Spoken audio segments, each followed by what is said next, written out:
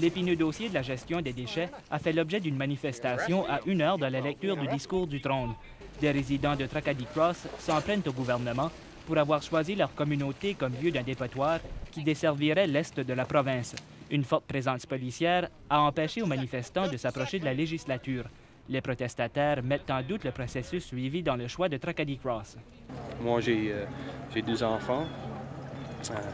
Il a 2 mois, puis l'autre fille, elle a 16 mois, puis c'est quelque chose qui me concerne beaucoup.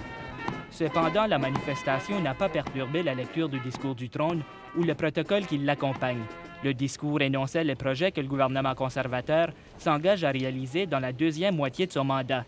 C'est le développement économique et la création d'emplois, notamment dans les secteurs agroalimentaires, qui ont obtenu les places de choix dans le discours. Le gouvernement insiste que c'est par le principe de la valeur ajoutée dans l'exploitation des ressources agricoles qu'il arrivera à stimuler l'économie insulaire.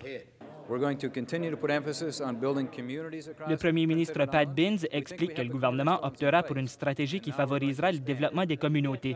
L'éducation et la santé figurent aussi parmi les priorités. Les partis d'opposition ne voient rien de nouveau dans les intentions du gouvernement. Beaucoup de répétitions, mais il n'y a pas grand-chose de nouveau, alors c'est pas trop intéressant pour les gens de l'île du Prince-Édouard.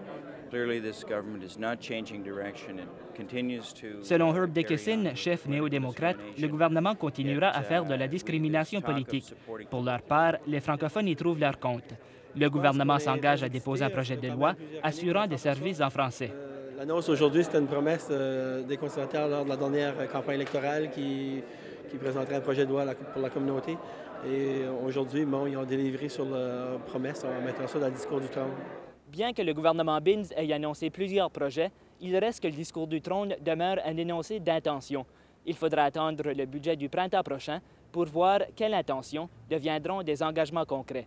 Ricky Landry, Radio-Canada, Charlottetown.